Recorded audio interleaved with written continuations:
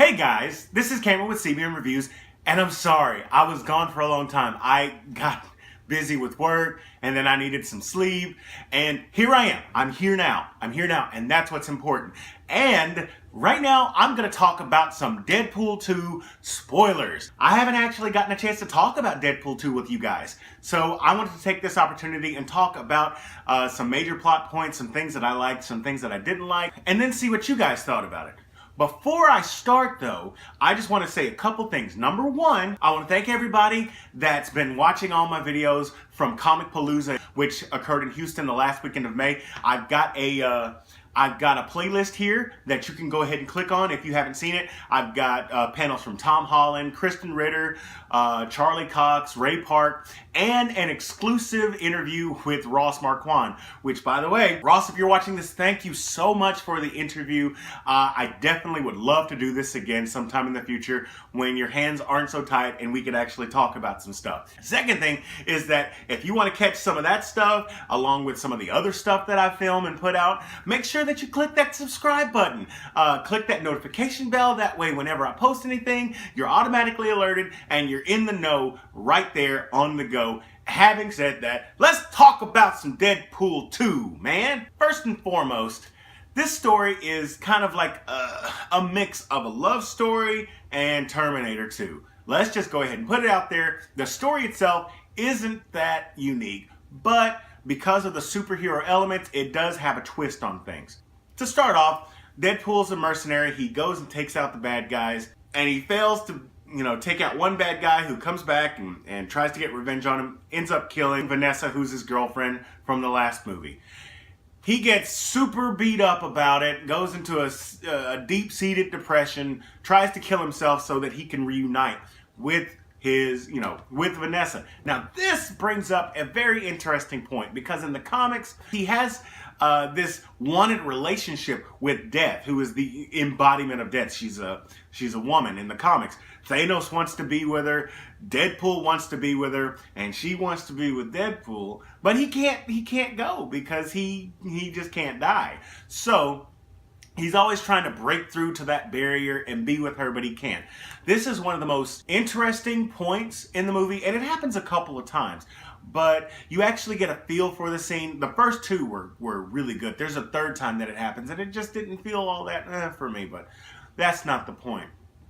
The point is that we get this kind of like comic book reference, and I think it was well done. I really liked that part of the movie. The X-Men try to get him out of that depression, specifically Colossus. And before I continue, let me talk to you about the relationship that Colossus has with Deadpool. And we saw it in the first movie where he was trying to make Deadpool a better person. And we see it this time, except at one point Colossus kind of gives up on him. Pun intended, he's very three-dimensional. You can see the anguish, you can see the angst, you can see the laughter, you can see all these things portrayed in this character. So Colossus tries to pull him out of that depression and says, come and be an X-Man. And so now he's a trainee and he goes on to a mission where they have to go to this mutant orphanage, so to speak, to stop this kid named Russell, who he calls himself Fire Fist. Now Russell is a troubled young man who is being abused by the staff at this orphanage. I didn't like Russell. I didn't. He seemed so angry for angry's sake. And this is not me saying that's unbelievable. I, too, was a 14-year-old child. Nowhere near as angry as he was. But I understand. You got these crazy mutant powers. You're always causing destruction. And then, of course, he's being abused by people who are supposed to be protecting him. So I can understand that anger. Having said that, I just didn't buy it that much. And maybe that's a flaw in me. I just didn't buy him as a character the whole time. The whole time, I don't buy him as a character. So he has to talk Russell out of causing all this destruction. And instead of talking him down, Deadpool decides to kill some people because that's what Deadpool does. Colossus has to stop him, and they go to the place called the Icebox. Now, the Icebox is a prison for mutants. They have a collar that they can't use their powers, and so the kid is taken there with his fire powers, and Deadpool's taken there with his healing powers that keep him from dying from his reoccurring cancer. So now Wade is dying. And he really isn't that messed up about it because this way at least he gets to visit Vanessa.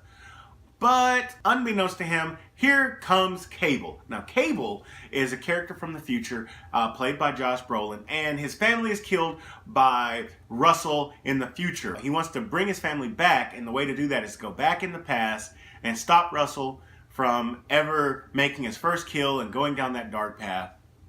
And the best way to do that, Cable, is to just kill him, because that works well, right? How about you go back and mentor him? How about you go back and keep him from going to the orphanage and kind of raise him up in a nurturing way, or have him join the mansion, so that way he is actually taught how to control his powers and be a beneficial asset to mankind.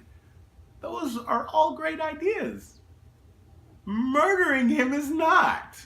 But anyway, he goes back and he knows that they're in the icebox, so he goes to the icebox and he's trying to kill the kid. And Deadpool's like, don't kill the kid. Why are you trying to kill this kid? He's just a kid. He says something along the lines of, I don't care about the kid, and the kid hears it. And so now he's just like, well, now I'm really ticked off. And after a while, during a fight, Deadpool is out. His collar is off, so now he's regenerating again. But they have to move all the inmates somewhere else. One of these inmates, and they haven't shown him in the movie yet, but one of the inmates is the Juggernaut. And Russell decides, let me befriend this guy, because if I can have his back, maybe he'll have mine.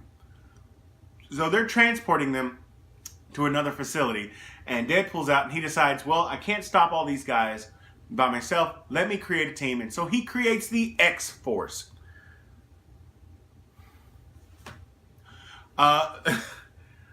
It's comprised of a lot of different characters, and it's all done for a gag. A gag that I just really didn't care for. So you've got Terry Crews playing Bedlam, and you've got Shatterstar, and you've got this vanishing guy, and this acid-spewing kid, and Peter, and and Domino. Domino's wonderful. If there's one thing, and I've said good things about Colossus already, but if there's one thing that is amazing in this movie, it is Zazie Beetz' portrayal of Domino. Oh my God, she's so fire. Now, this could be because she's actually great. This could be because I'm biased for light-skinned, beautiful women with natural afros. About 50-50. They get the group together and they're about to stop this convoy, and all of the X-Force dies. Except for Domino. Domino and Deadpool, they survive. And like I said, I wasn't really keen on how they did that. They mainly pulled this whole thing together just for a quick laugh, because it doesn't even last very long. And the trailers kind of give off a red herring, thinking or making you think that they're going to be a bigger part in this movie. And they're not. So that was kind of a shame. I would have liked to have seen them do something more with all those characters. Especially Terry Crews. Terry Crews is a national treasure. They're trying to stop the convoy. It's Domino and it's Deadpool. And Cable shows up and they're having this big fight. And during the fight, Juggernaut is released. And he rips Deadpool in half. Also didn't like this scene. In the comics, there's a storyline involving Wolverine and the Hulk, specifically in the Ultimate storyline. And at the very beginning of the story, we see the Hulk ripping Wolverine in half and chunking his top half down a mountain. And the top half Wolverine has to claw his way back up the mountain to find his legs, reattach himself, and go back and fight the Hulk. They were kind of giving the fans that comic book nod, but it not being Hulk or Wolverine, it's Juggernaut and Deadpool. And so I understand. That being said, I still didn't like it. If I want Fruit Loops, give me Fruit Loops. I don't want Fruitios. Okay? I want the real thing. I don't want a substitute. And this felt like a substitute here.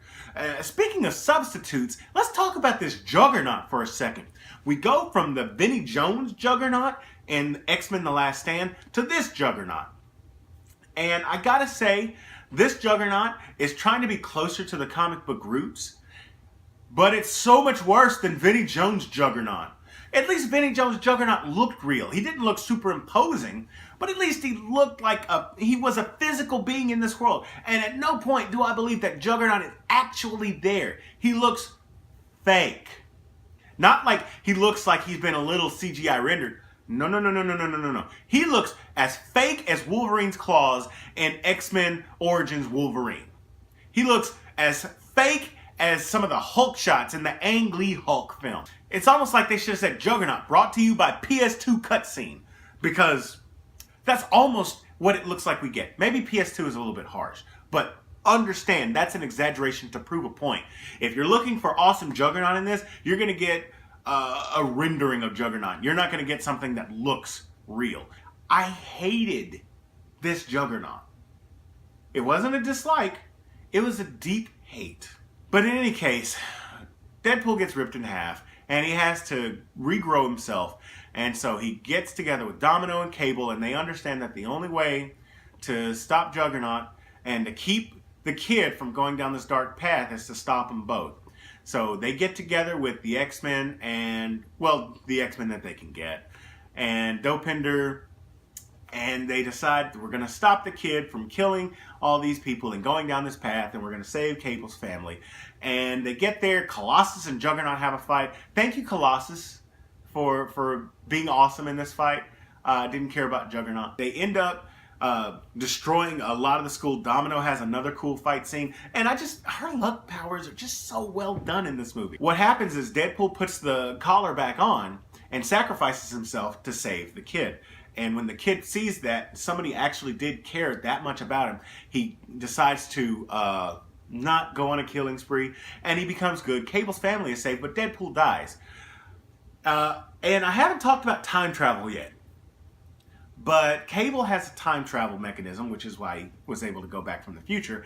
And he only has one jump left, which he was going to use to go back to his family once the kid, Russell, was taken care of.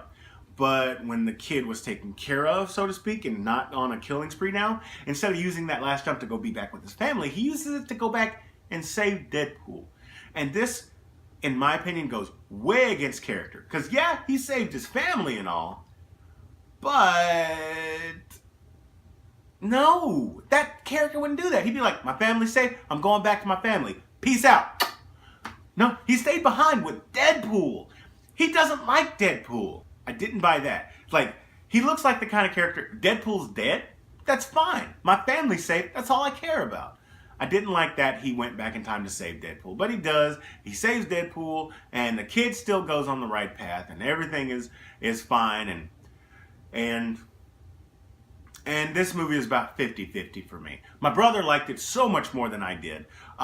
You guys know, I'm not the biggest Deadpool fan. However, I will go on a quick, labeling spree. Deadpool, really good. Domino, great. Colossus, wonderful. Cable, meh. Russell, annoying. Juggernaut, F-A-S. You guys figure that out. Teenage Negasonic Warhead, not enough. Yukio, adorable. Dopinder, alright. Vanessa, did they really do that? Yeah, they did. The movie's fine. It does what it wants to do. I feel like the jokes were more forced. I feel like the first Deadpool was a very natural flow. Everything came like it was supposed to. And this one, they just tried so hard to, recapture that lightning in a bottle. And they got sparkles. They got sparkles. But they didn't get the full lightning. And I feel like it was because they were trying too hard to make it happen. Would I recommend this movie? If you're an adult and you want to see something that can possibly make you laugh, go watch it. You're going to have a good time. Not for kids. Not for kids at all. It has a lot of language. There's actually a shot of some genitalia. It's like Basic Instinct. It's a quick shot. I'm going to give my grade. My brother's grade, he said he was supposed to give a grade earlier, and he gave it like a 73. I'm giving it a lower grade. I'm giving it a 65. And that sounds harsh. It really does. But it has to do with CGI issues. It has to deal with it, seeming like it was more forced.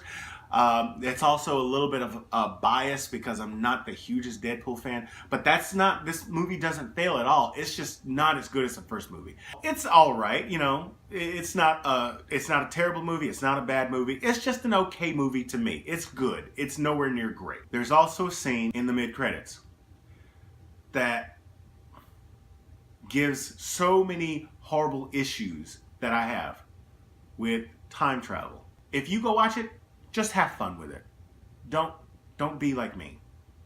Don't be like me. So that's it for Deadpool 2. What did you guys think? Am I being too... Yes, I'm being too harsh. I know I'm being too harsh. But help me see the light in the comment section down below. If you like what you saw, hit that like button. And if you're new here, hit that subscribe button. Share this video with all your friends. And as always, this is Cameron with CBM Reviews. We'll see you next time.